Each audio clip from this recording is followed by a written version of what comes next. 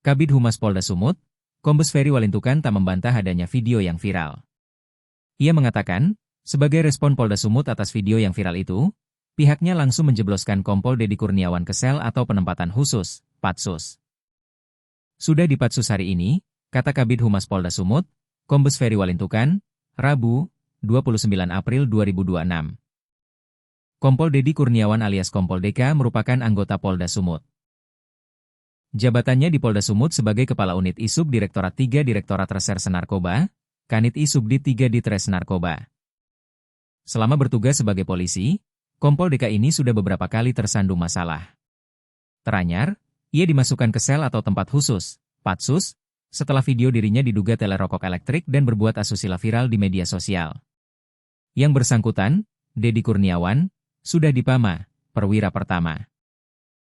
Kan di Polrestabes Medan, kata Tatan Dirsan Atmaja, yang kala itu menjabat sebagai Kabid Humas Polda Sumut dengan pangkat Kombes. Kompol Dedi Kurniawan atau Kompol DK adalah anggota Kepolisian Republik Indonesia, Polri, yang bertugas di Polda Sumut. Ia menjabat sebagai Kanit Isubdit 3 Ditres Narkoba Polda Sumut. Kompol DK ini merupakan alumni Akademi Kepolisian, Akpol, 2008. Ia pernah bertugas sebagai Wakapolsek Helvetia. Untuk informasi yang banyak muncul adalah daftar panjang kasus Kompol DK selama bertugas sebagai polisi.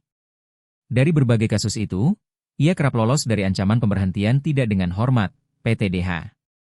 Kompol Dedi Kurniawan alias Kompol DK pernah dicopot Kapolda Sumut pada tahun 2020 lalu.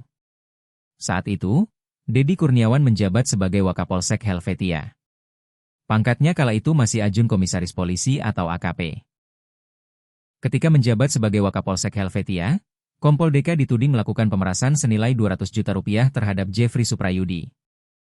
Dalam kasus ini, Jeffrey Suprayudi sempat mengaku bahwa mobil Pajero Sport miliknya dengan nomor polisi BM 1716 Mi diambil paksa dan tidak dikembalikan sebagai bagian dari tekanan menyelesaikan kasus.